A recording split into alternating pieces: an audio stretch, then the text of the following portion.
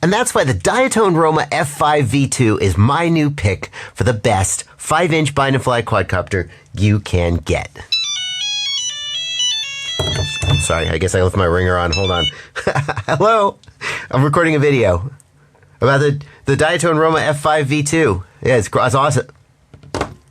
No, what do you mean? iFlight Evoque F5 is my new recommendation for the best 5-inch bind and fly freestyle quadcopter you can get in 2021. GEPRC did what?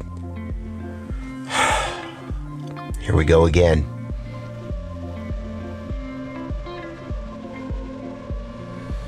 We are so lucky these days to have so many great choices in bind and fly 5-inch freestyle quadcopters.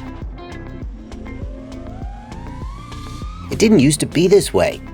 It used to be that if you were buying a bind and fly 5-inch freestyle quad, it was just because you didn't know how to build it, and you had to give up a lot.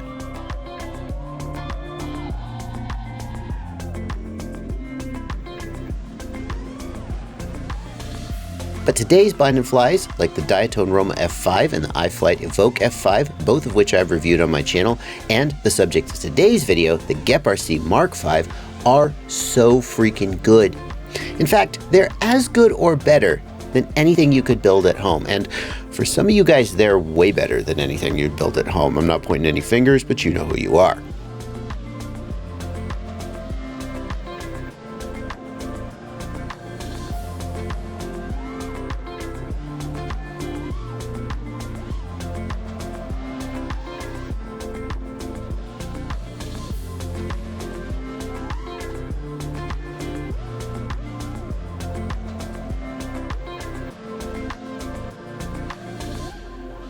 And here's the thing that's really going to blow your mind. Later in this video, I'm going to make an argument that bind and fly quads are actually not even more expensive anymore than building your own. So if a bind and fly 5-inch is just as durable, flies just as good, is just as well designed, and is less expensive than building your own, is there even a point in building your own anymore today?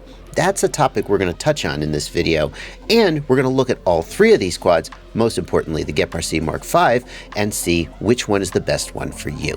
I'm Joshua Bardwell, and you're going to learn something today. The GEPRC Mark V in this video was sent to me by GEPRC for this review. I did not purchase it with my own money. I have not received any cash or any other form of compensation in exchange for this video, and no one has had any pre-approval or conditions on the contents of this video before it was released. The first thing most people are going to notice about this frame is the front end. It's not carbon fiber, it's aluminum.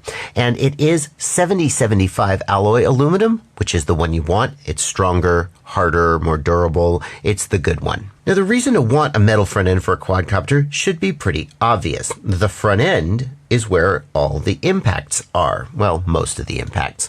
And metal is stronger and more durable than carbon fiber. Is it though? Because with carbon fiber, when you take an impact, a lot of times the carbon fiber will flex and flex back, and there may be some sort of microscopic damage, but it basically holds itself together until eventually it gives out, but it basically can take a hit and come back for more. Whereas with metal, generally, it's really strong right up to the point where it breaks. And this is especially true of front ends built of aluminum, which is a softer metal. You could build the front end out of steel, but then it's way, way heavier and you can't use as much material without making the weight of the quadcopter unacceptably heavy. But I think GEPRC have done a pretty good job with this. These side plates are very substantial. They're pretty thick. But I think the cleverest thing about this front end is the way that GEPRC have extended it backwards and sort of replaced what would be the second standoff on most typical frames with this metal side plate. And it's allowed them to do something really interesting. So number one, it's just made it stronger. Okay, a lot of times on a frame, here's the Diatone Roma F5 V2. You'll just have a metal front part and sort of that's it. It just replaces the front standoff. And that's okay, but it doesn't provide like the additional strength and rigidity that a side brace has. GEPRC's metal plate completely boxes in and braces the entire front end of the frame, meaning you just get a lot of durability. And a lot of other designs would have taken this brace and put it down here. And that would create a weak spot where the bottom plate would take a lot of stress and break just in front of the arm. But they haven't even done that. They've extended this standoff back, and it actually goes all the way down through the arm and through this plate. So that all of that stress from a frontal impact gets soaked up by as much carbon fiber as possible. It's a really, really smart design. Now, the GEPRC Mark V frame is a split deck design, and that means that we have not one solid top plate, but two separate top plates. One of them here, which is where your battery mounts, and you take that off to get access to your electronics for maintenance. And then one of them here, which is where your GoPro mounts. The advantage of this is that if you need to maintain your quad, you can get at your electronics without having to take your whole GoPro mount off, and that's pretty cool. But the big problem with most split deck designs is that only the bottom plate is fighting the flex of the frame because the top plate is split in half. And that's bad. That's bad. It has worse resonance characteristics and worse durability characteristics, although for some people, it's worth the trade-off. GEPRC have managed to have it both ways, though, because their top plate ties in to this metal brace. And so you do, in fact, have a solid piece all the way through, tying into the bottom plate, giving rigidity, and yet still giving you the flexibility to easily access your electronics and or change your GoPro mount out if that's what you want to do. The GEPRC Mark V's frame has the same two-plate design as the Impulse RC Apex is probably where most people are going to know this from. In the rear, we've got this plate here on top of the arms, and then we've got another plate that is under the arms that extends to the front. The advantage of this approach is that you get many of the benefits of a slam deck design, a centralized center of gravity, and better snappier rotation and just more durability because you don't have this great big tall battery mass up on top of your motors. But you still have a little more room up front to mount your camera and to give your camera up tilt. And you see they've also mounted a buzzer and a capacitor up here as well. Next, I want to show you how GEPRC has attached the arms. And this is one of the places for creativity in this style of frame design. In order to change an arm, you only need to take out 2 screws per arm and loosen the center screw. But in order to show you all of how the arms come together, I've taken out all of these screws. So the arms come together against this centerpiece here, and then each of the arms has an extension milled into it, which butts out, and they butt together along the center line of the quad. This is pretty cool because it allows the arms to be held rigidly in place. It removes a lot of material in here that some frames would leave in, which adds weight without adding really very much strength. And my favorite thing is these are the stack screws here. 1, 2, 3, 4. And it means that you can still access the stack screws. I'm not sure if you can see this here in the camera, but this hole here gives you access to the stack screws. So if you did need to change a stack screw or something, you wouldn't need to disassemble the whole quad to do that. And that sounds really obvious, but like, I think even the Apex did this. They buried the stack screws way up in, and you would have to disassemble the whole thing. They were like, well, just Loctite them and they'll never come undone. And I'm like, are you kidding me?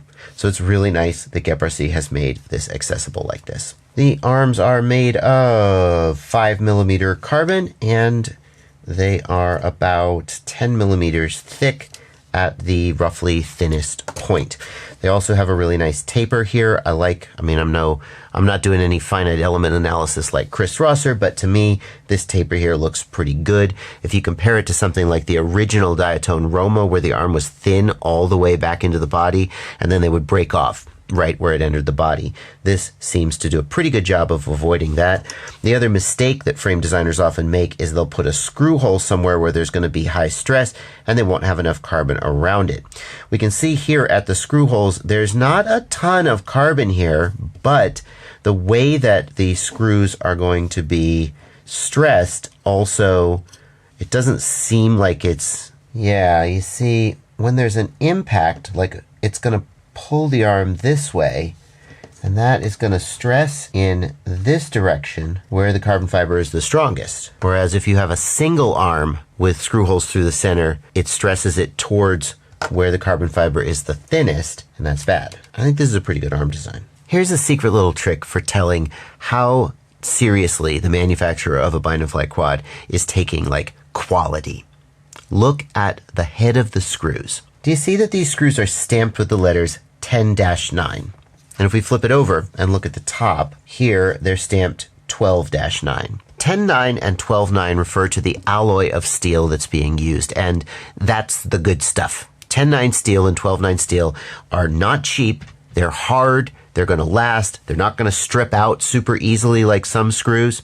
And that's really shows that they're taking it seriously, because probably they assume that you don't know that. And the only reason for them to use these is because they actually care, because they probably could have used a cheaper screw and you would have never known the difference. So good job, GEPRC.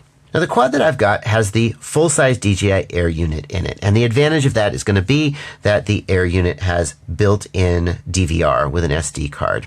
And if that's important to you, that's going to be the one you're going to want to get.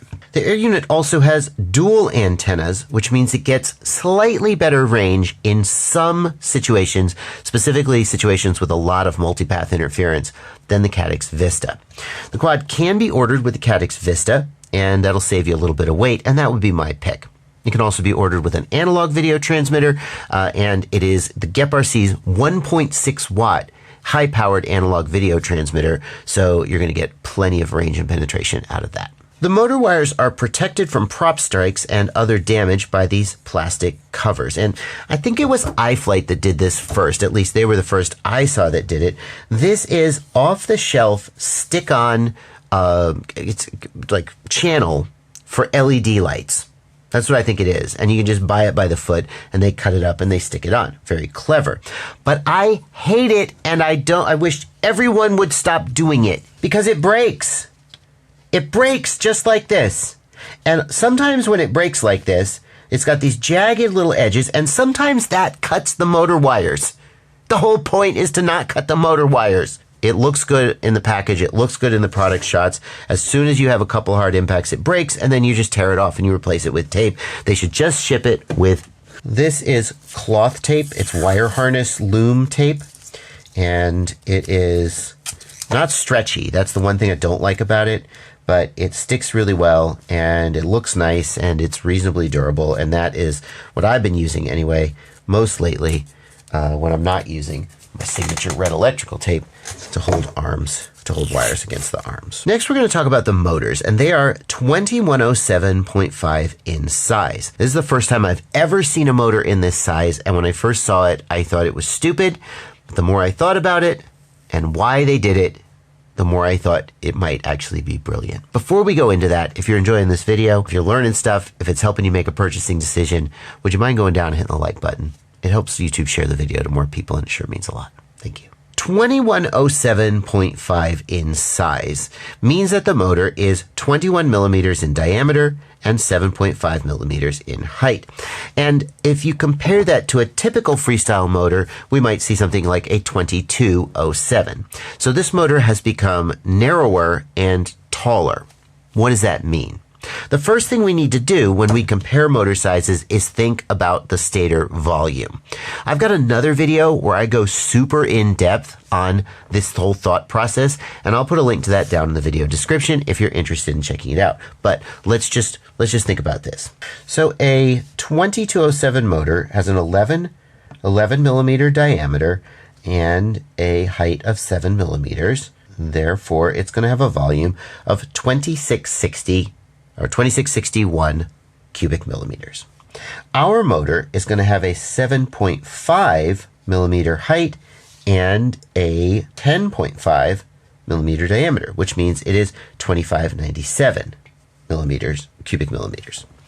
2597, 2598. So these motors are just about the same volume, just 2 or 3% difference between them. And that means they're going to make just about the same amount of torque. In terms of just their sort of raw performance, they're going to be very comparable. But the 2107 motor is narrower.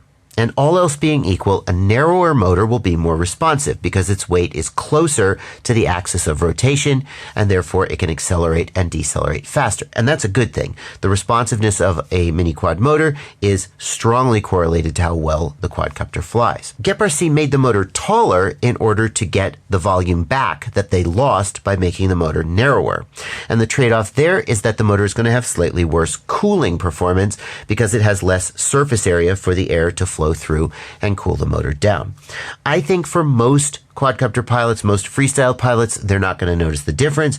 But if you do fly somewhere where there is a high ambient temperature and your motors are always coming down hot, these might not be for you. Or if you're doing extended high throttle punches where the motors heat up, this is not maybe going to be for you. But for most typical people, I don't think they're going to notice the difference. And the real benefit of these motors is the weight. These motors come in just under 30 grams, whereas a typical 2207 motor like the Zing motors on the iFlight Evoque would typically come in around 33, 34 grams. So we're saving 12-ish grams over the weight of the quad, which is not that much. 12 grams, who cares? But it is a lot because that weight is out at the end of the arms, and therefore a small change in mass at the end of an arm has a big effect on the rotational moment of the quad. Basically, it's going to handle better. It's going to be snappier and more responsive. This might just be a really brilliant motor. The final word would need to wait until somebody like Chris Rosser put it on his test stand just to see if there's any crazy gotchas there. But overall, I actually think this is a good idea. The flight controller in the GEPRC Mark V has an F7 processor. You can't see it here. It's on the underside of the board. It has an MPU 6000 gyro, which I'm going to bet that if you're watching this at some point in the future, that will change because MPU 6000s are getting harder and harder to get. It will probably come with a Bosch gyro at some point in the future, and that's okay. They're fine, but MPU 6000 today is considered kind of the gold standard for flight controller gyros. The gyro has been correctly placed in the center of the board, which is where the manufacturer's data sheet suggests that it be placed to avoid vibration. It does have a barometer on board. You can see here, that's pretty cool. The pad layout is fine, and that's more relevant if this was a review of a flight controller than a review of a quadcopter, since most people are probably just going to buy this and fly it as is. But it has a ton of spare UARTs and easily accessible pads. It also has Bluetooth built in, which means that if we start up the SpeedyBee app available in your local app store, we can actually connect to this flight controller over Bluetooth and configure it in the field without ever plugging in a USB connection. Pretty freaking cool. The ESC is a 50 amp BLW32 ESC, and for the record, I have checked, and the specs for the analog and the HD version are exactly the same. They both get the F7 flight controller and the BLW32 ESC, which you would think that would go without saying, but some manufacturers put cheaper hardware in the analog than in the DJI one, and that's not the case here. They all have the same spec. Now it's time to see how good this sucker flies, and yes, I am using my GoPro Hero 10, so I really hope I don't crash and destroy it, because when I bought my Hero 10, I thought, I'm never going to fly this thing, and I didn't buy insurance on it. But now the Hero 10 is the only one I've got that will work with this mount. They make 3D printed GoPro holders, but I just don't have them. They didn't come with a quad. But I'm going to do it for you. Now I need to let you guys know that like most bind and fly quads, this comes with a set of props, and like most people, I went through those props, I flew them, I broke them, and now I'm using something else.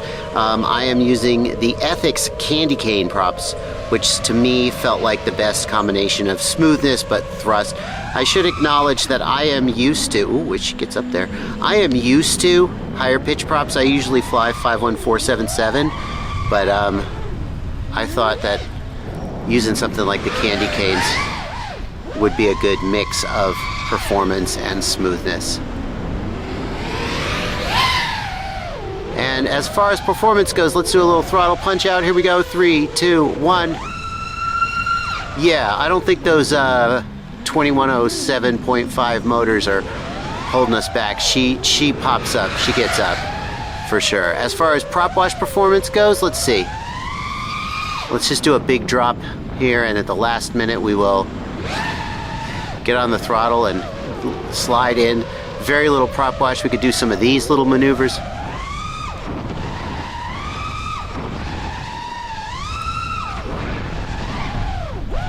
Pretty freaking good performance. This is on Betaflight 4.2. Good low throttle catch there, no problem. This is on Betaflight 4.2, probably for safety reasons they didn't want to ship it on 4.3 because 4.3 isn't released yet, even though a lot of people are flying it on 4.3 right now. What about some snappier stuff?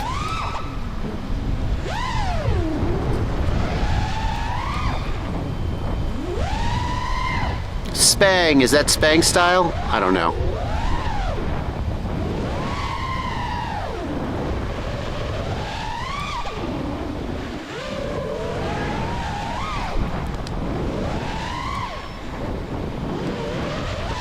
She flies pretty good, guys. She flies pretty good. I have no complaints. Especially with a Hero 10 on here. It's as heavy as...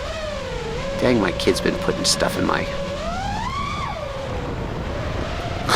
my kid's been putting stuff in my quadcopter obstacle. That is a mortar right there. According to him, that's a mortar. Now we come to my favorite part of the video, the spreadsheet.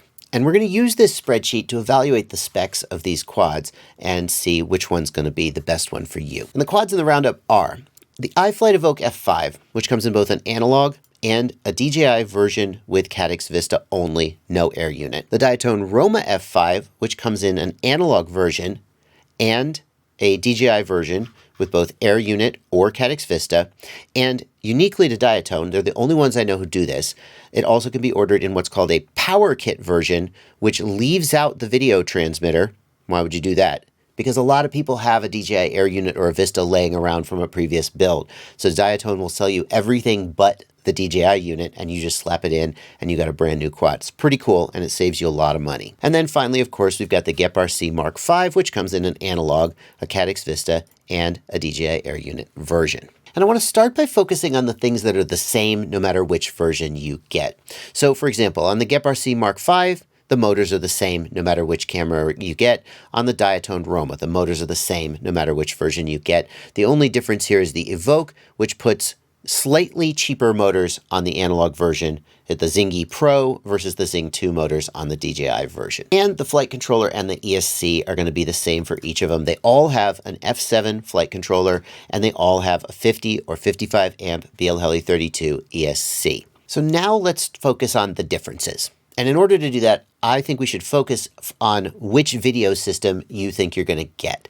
And I know analog pilots, we often feel like we're getting the short end of the stick by those naughty DJI pilots who are lording it over us. So let's let the analog go first. What differentiates these guys? The first thing that stands out to me is the ESC and flight controller size for the Evoque. It's only 20 millimeters, and I have a bias that I believe that 20 millimeter ESCs are usually less durable than 30 millimeter ones.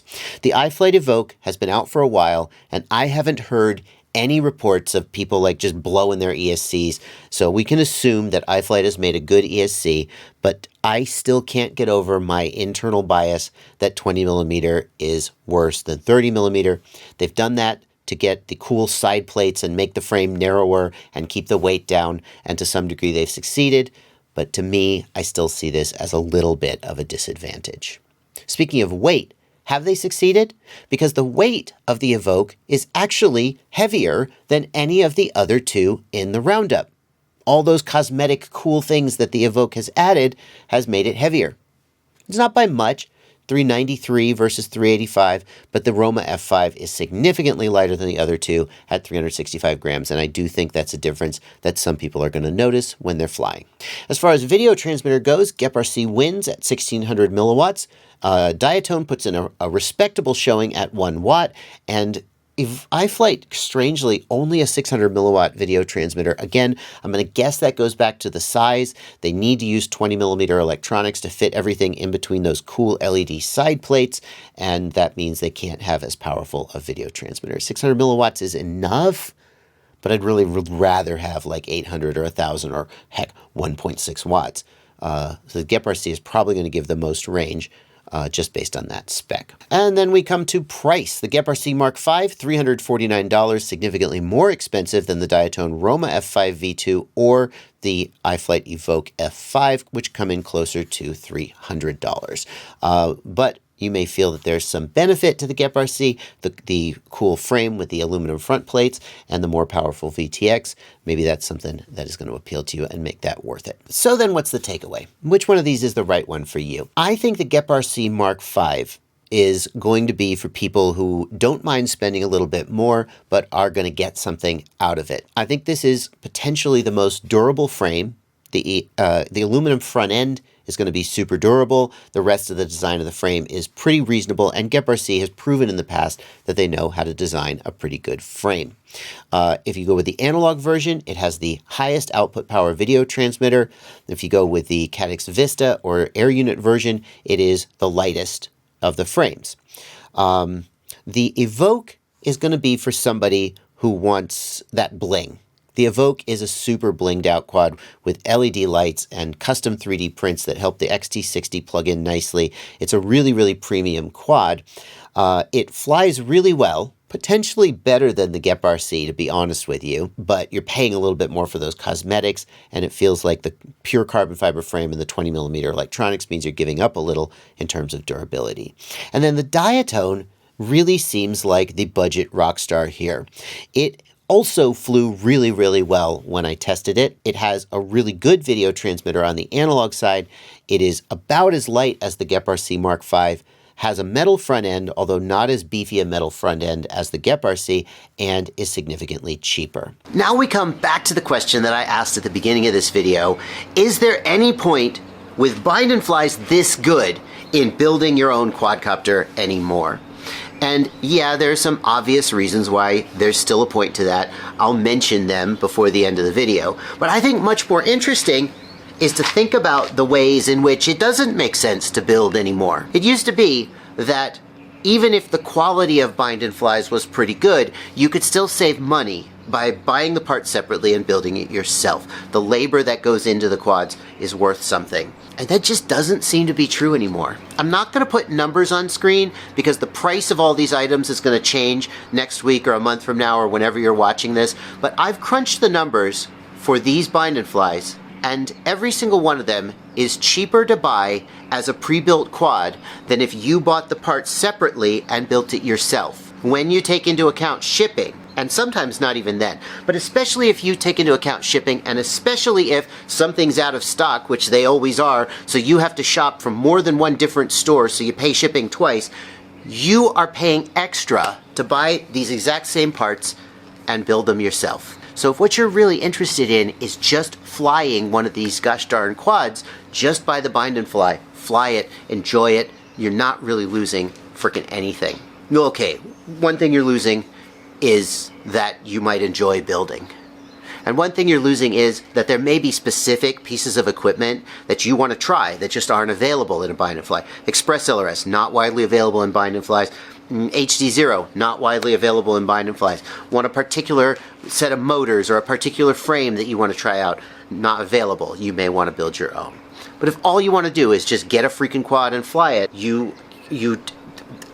in many ways, there's no point in building your own unless you just really want to. And that feels really weird to say, but it's true. And there's links in the video description if you want to pick up your own. Everything I've said in this video is comparing the GEPRC Mark V to two other really good bind and flies, and I feel like I have to say that I've done a full review of the iFlight Evoque and the Diatone Roma F5 V2, and you really should go watch those as well before you make a decision. Obviously, if your mind's made up, your mind's made up. But just looking at a spreadsheet doesn't tell you everything about those quads and how they fly. I'll put a couple cards on screen if you want to check those videos out. That's going to do it for this video. I'll see you there.